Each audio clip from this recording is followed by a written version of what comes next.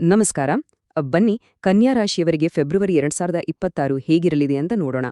ಈ ತಿಂಗಳು ವೃತ್ತಿ ಜೀವನದಲ್ಲಿ ಸ್ವಲ್ಪ ಸವಾಲುಗಳಿರಬಹುದು, ಆದರೆ ಅದೇ ಸಮಯದಲ್ಲಿ ವೈಯಕ್ತಿಕವಾಗಿ ಬೆಳೆಯಕ್ಕೆ ಒಳ್ಳೊಳ್ಳೆಯ ಅವಕಾಶಗಳು ಸಿಗಲಿವೆ. ಈ ಭವಿಷ್ಯವಾಣಿ ಕನ್ಯಾ ಲಗ್ನದಲ್ಲಿ ಜನಿಸಿದವರಿಗೂ ಅನ್ವಯಿಸುತ್ತೆ. ಹಾಗಾದ್ರೆ ಈ ತಿಂಗಳ ಭವಿಷ್ಯವನ್ನ ನಾವು ಹೇಗೆಲ್ಲ ನೋಡ್ತೀವಿ ಅಂದ್ರೆ, ಮೊದಲು ಗ್ರಹಗಳ ಸಂಚಾರ ಹೇಗಿದೆ ಅಂತ ಪರಿಶೀಲಿಸೋಣ. ಆಮೇಲೆ ವೃತ್ತಿ, ವ್ಯಾಪಾರ, ಕುಟುಂಬ, ಸಂಬಂಧಗಳು, ಹಾಗೆ ಆರೋಗ್ಯ ಮತ್ತೆ ಶಿಕ್ಷಣದ ಮೇಲೆ ಅದರ ಪ್ರಭಾವ ಹೇಗಿರುತ್ತೆ ಅಂತ ಒಂದೊಂದಾಗಿ ನೋಡ್ತಾ ಹೋಗೋಣ. ಕೊನೆಯಲ್ಲಿ ಕೆಲವು ವಿಶೇಷ ಸಲಹೆಗಳು ಮತ್ತೆ ಮಾಸಿಕ ಪರಿಹಾರಗಳೂ ಇವೆ. ಸರಿ, ಹಾಗಿದ್ರೆ ಶುರು ಮಾಡೋಣ ಅಲ್ವಾ?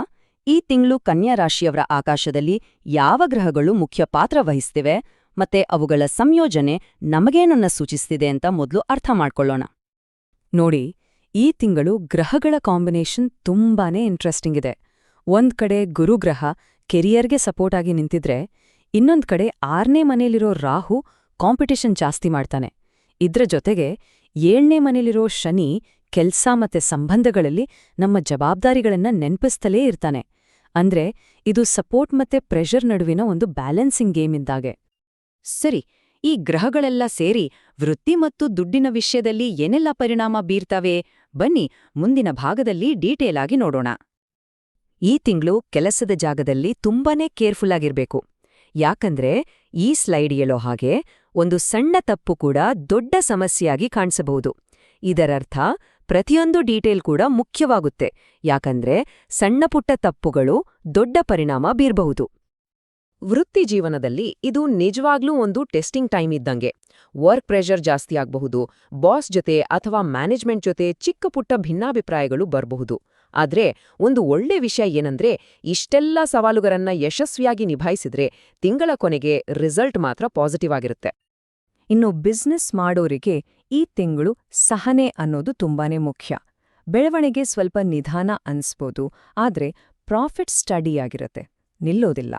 ಮುಖ್ಯವಾಗಿ ಪಾರ್ಟ್ನರ್ಶಿಪ್ಗಳಲ್ಲಿ ಯಾವುದೇ ಗೊಂದಲ ಬೇಡ, ಎಲ್ಲವನ್ನೂ ಪೇಪರ್ ಮೇಲೆ ಕ್ಲಿಯರ್ ಆಗಿ ಬರ್ದಿಟ್ಕೊಳ್ಳೋದು ಬೆಸ್ಟ್.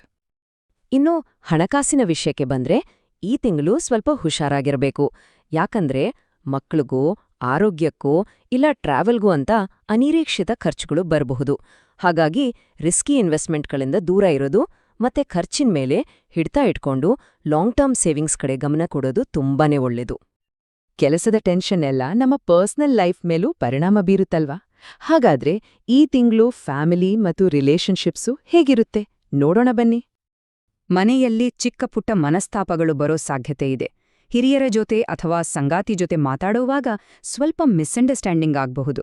ಇಲ್ಲಿ ತಾಳ್ಮೆ ಮತ್ತು ಕ್ಲಿಯರ್ ಆಗಿ ಮಾತಾಡೋದು ಒಂದೇ ದಾರಿ, ಆಗ ಸಾಮರಸ್ಯ ಕಾಪಾಡಿಕೊಳ್ಬಹುದು. ಲವ್ ರಿಲೇಶನ್ಶಿಪ್ಸ್ ವಿಚಾರದಲ್ಲಿ ಇದು ತುಂಬಾ ಸೆನ್ಸಿಟಿವ್ ಟೈಮ್. ಭಾವನೆಗಳು ತುಂಬಾ ಸೂಕ್ಷ್ಮವಾಗಿರೋದ್ರಿಂದ ನಮ್ಮ ಸಣ್ಣ ಮಾತು ಕೂಡ ದೊಡ್ಡ ಜಗಳಕ್ಕೆ ಕಾರಣ ಆಗ್ಬೋದು. ಹಾಗಾಗಿ ಅಹಂಕಾರವನ್ನ ಪಕ್ಕಕ್ಕಿಟ್ಟು ಪಾರ್ಟ್ನರ್ ಫೀಲಿಂಗ್ಸ್ ಅರ್ಥ ಮಾಡ್ಕೊಳ್ಳೋಕೆ ಪ್ರಯತ್ನಿಸೋದು ತುಂಬಾನೇ ಮುಖ್ಯ. ಕೆಲಸ ಮತ್ತೆ ಫ್ಯಾಮಿಲಿ ಟೆನ್ಷನ್ ನಮ್ಮ ಆರೋಗ್ಯ ಮತ್ತೆ ಓದಿನ ಮೇಲೆ ನೇರವಾಗಿ ಪರಿಣಾಮ ಬೀರುತ್ತೆ. ಹಾಗಾದ್ರೆ ಈ ವಿಷಯದಲ್ಲಿ ಏನೆಲ್ಲ ಆಗ್ಬೋದು ಅಂತ ನೋಡೋಣ. ನೋಡಿ ಚಾಟ್, ಇದು ಕ್ಲಿಯರ್ ಆಗಿ ಹೇಳ್ತಿದೆ, ಈ ತಿಂಗಳು ಜಾಸ್ತಿ ಸ್ಟ್ರೆಸ್ ಬರೋದು ಕೆಲ್ಸದಿಂದಾನೆ. ಆದ್ರೆ ಫ್ಯಾಮಿಲಿ ಟೆನ್ಷನ್, ದುಡ್ಡಿನ ಚಿಂತೆ ಮತ್ತೆ ಸುಮ್ನೆ ಜಾಸ್ತಿ ಯೋಚನೆ ಮಾಡೋದು ಕೂಡ ನಮ್ಮ ನೆಮ್ಮದಿಯನ್ನ ಹಾಳ್ಮಾಡಬಹುದು. ಈ ಮೆಂಟಲ್ ಸ್ಟ್ರೆಸ್ ಸುಮ್ನೆ ಮನ್ಸಲ್ಲೇ ಇರಲ್ಲ, ಅದು ದೇಹದ ಮೇಲೂ ಪರಿಣಾಮ ಬೀರುತ್ತೆ.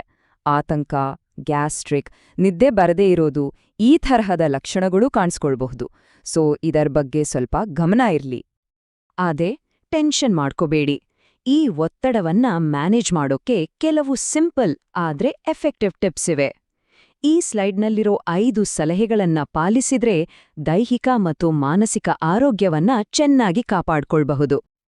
ಇನ್ನು ಸ್ಟೂಡೆಂಟ್ಸ್ ವಿಷಯಕ್ಕೆ ಬಂದ್ರೆ ಇದು ಕಾನ್ಸಂಟ್ರೇಷನ್ಗೆ ಒಂದು ದೊಡ್ಡ ಟೆಸ್ಟ್ ಇದ್ದ ಹಾಗೆ. ಫ್ರೆಂಡ್ಸ್, ಸೋಷಿಯಲ್ ಮೀಡಿಯಾ ಅಂತ ಗಮನ ಬೇರೆಡೆ ಹೋಗ್ಬಹುದು. ಆದ್ರೆ ಯಾರು ಫೋಕಸ್ ಮಾಡಿ ಓದ್ತಾರೋ ಅವರಿಗೆ ರಿಸಲ್ಟ್ ಖಂಡಿತ ಚೆನ್ನಾಗಿರುತ್ತೆ. ಈಗ ಕನ್ಯಾ ರಾಶಿಯ ಮಹಿಳೆಯರು ಮತ್ತು ಯುವಕರಿಗಾಗಿ ಕೆಲವು ಸ್ಪೆಷಲ್ ಅಡ್ವೈಸ್ ನೋಡೋಣ, ಯಾಕಂದ್ರೆ ಅವರ ಚಾಲೆಂಜ್ಗಳೇ ಬೇರೆ ಇರಬಹುದು. ಈ ಸ್ಲೈಡು 2 ಗ್ರೂಪ್ಗಳ ಬಗ್ಗೆ ಮಾತಾಡುತ್ತೆ. ಮಹಿಳೆಯರಿಗೆ ಕೆಲ್ಸ ಮತ್ತೆ ಮನೆ ಎರಡನ್ನೂ ಬ್ಯಾಲೆನ್ಸ್ ಮಾಡೋದು ಸ್ವಲ್ಪ ಕಷ್ಟ ಆಗ್ಬೋದು. ಇನ್ನು 18ರಿಂದ 30 ವರ್ಷದ ಯುವಕರಿಗೆ ಇದು ಸ್ವಲ್ಪ ಇಮೋಷನಲ್ ಮತ್ತೆ ಡ್ರಾಮ್ಯಾಟಿಕ್ ಟೈಮ್. ಹಾಗಾಗಿ ಯಾವುದೇ ದೊಡ್ಡ ನಿರ್ಣಯವನ್ನ ಅವಸರದಲ್ಲಿ ತಗೋಬೇಡಿ. ಸರಿ, ಇಷ್ಟೆಲ್ಲ ಚಾಲೆಂಜ್ಗಳನ್ನ ಎದುರಿಸೋಕೆ ಸಹಾಯ ಮಾಡೋ ಹಾಗೆ ಕೆಲವು ಸಿಂಪಲ್ ಆದ ಪರಿಹಾರಗಳನ್ನ ನೋಡೋಣ ಬನ್ನಿ. ಈ ಸ್ಲೈಡ್ನಲ್ಲಿರೋ ಪರಿಹಾರಗಳು ಗ್ರಹಗಳ ಕೆಟ್ಟ ಪ್ರಭಾವವನ್ನ ಕಡಿಮೆ ಮಾಡೋಕೆ ಹೆಲ್ಪ್ ಮಾಡುತ್ತೆ. ಉದಾಹರಣೆಗೆ, ಬುಧವಾರದ ದಿನ ಹಸಿರು ತರಕಾರಿ ದಾನ ಮಾಡಿದ್ರೆ ಅಥವಾ ಹಸುವಿಗೆ ಆಹಾರ ಕೊಟ್ರೆ ಬುಧ ಗ್ರಹದ ಕೃಪೆ ಸಿಗುತ್ತೆ. ದೇವರ ಪೂಜೆ, ದಾನ ಧರ್ಮದ ಜೊತೆಗೆ ನಮ್ಮ ಲೈಫ್ ಸ್ಟೈಲ್ನಲ್ಲೂ ಕೆಲವು ಬದಲಾವಣೆ ಮಾಡ್ಕೋಬೇಕು. ಪ್ರತಿದಿನ ವಾಕಿಂಗ್ ಮಾಡೋದು, ಸ್ವಲ್ಪ ಹೊತ್ತು ಧ್ಯಾನ ಮಾಡೋದು, ಇವೆಲ್ಲ ಮನಸ್ಸನ್ನ ಶಾಂತವಾಗಿಡೋದಕ್ಕೆ ಮತ್ತು ದಿನವಿಡೀ ಪಾಸಿಟಿವ್ ಎನರ್ಜಿಯನ್ನ ಕಾಪಾಡ್ಕೊಳ್ಳಕ್ಕೆ ತುಂಬಾನೇ ಸಹಾಯ ಮಾಡುತ್ತೆ. ಇದರೊಂದಿಗೆ ಫೆಬ್ರವರಿ 2026ರ ಕನ್ಯಾ ರಾಶಿಯ ಭವಿಷ್ಯದ ನಮ್ಮ ಈ ವಿಶ್ಲೇಷಣೆ ಮುಗಿತು.